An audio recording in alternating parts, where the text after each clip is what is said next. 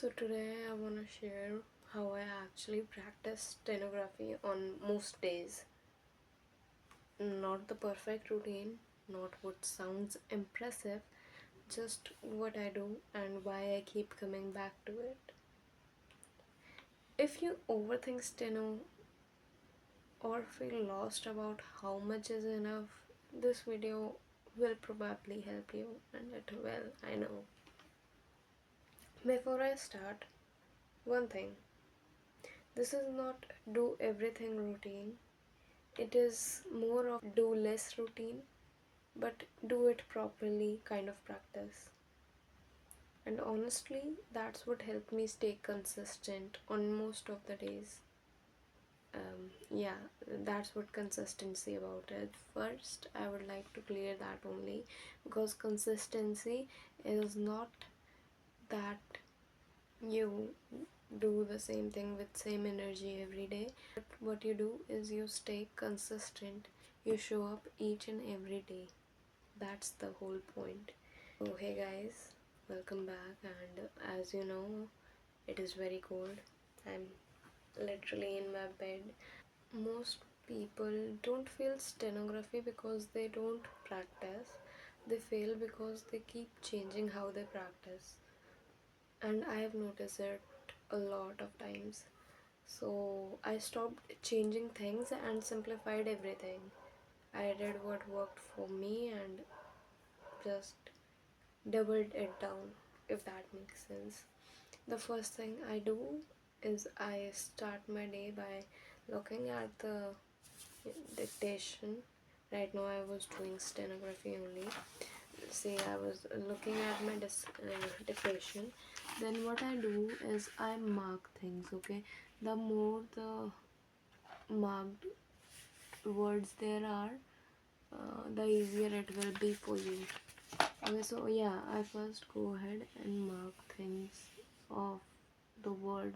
I just mark words that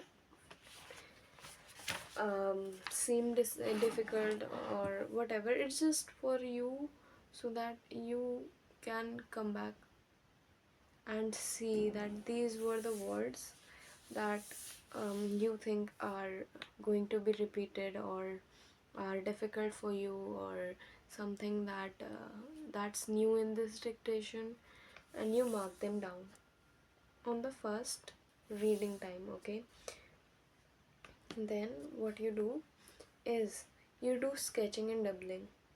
And what is that? It is something that I learned by SSC Booster, if I'm not wrong. It is a YouTube channel. I'll link the video down. You can go check them out.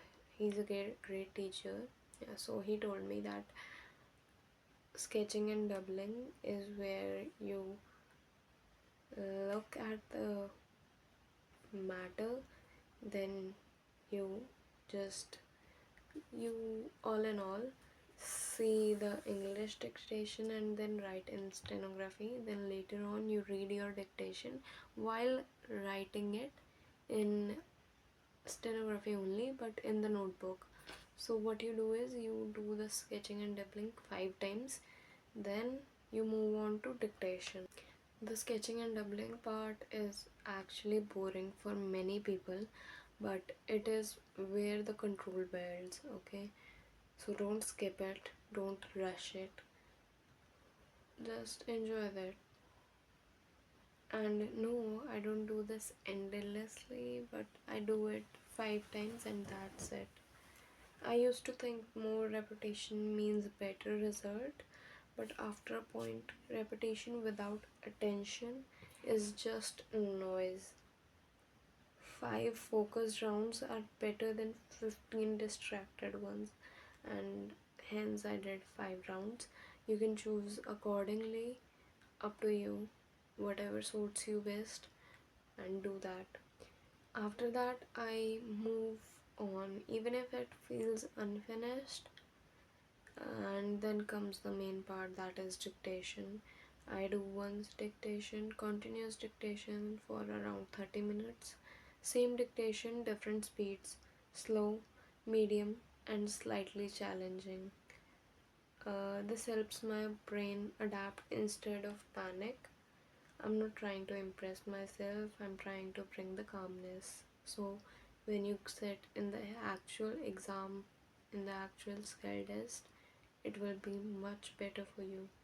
If your hand freezes when speed increases, this part matters the most because real skill tests don't give you time to adjust emotionally.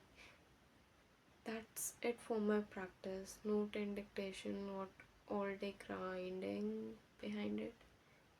Because consistency matters more than exhaustion. I'd rather do this every day than burn out in 1 week. And yeah, I do burn out a lot and a lot more quickly. If you're thinking, is this enough? It is. If you do it honestly. Skill test preparation is not about dramatic improvement, it's about small control improvements adding up. And that's, I guess, the most fundamental thing you'll ever hear, because it doesn't matter how much you do it, how long you do it for. Yeah, how long is definitely a matter, but all that matters is a repetition rather than just doing it forcefully. Obtain flow. Yeah, obtaining flow is way much more important if you're a girl, and I'd say if you're a boy too. Getting to know what flow actually means and how you can obtain is much more important than actually giving tension the space and the capacity to make you feel like tension is actually the productivity. You should obviously differentiate between the two and keep them totally different. Flow is way much more important than the distraction, stress, fearful actions, or whatever you may say it.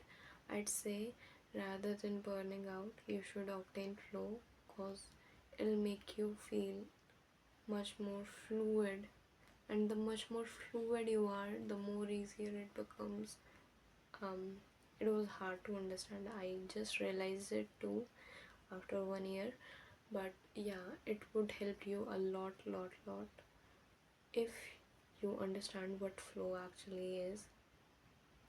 If you want me, you can tell me. I'll create a video on it. Just comment down below and I'll know that you want me to discuss upon it more. But yeah, if you practice stenography differently, I'd love to know. Comment how you practice or what part you struggle with. We'll figure it out together, right? This channel is about real preparation, not complicated routines. And if this helps you stay consistent, you can subscribe. Well, see you in the next one.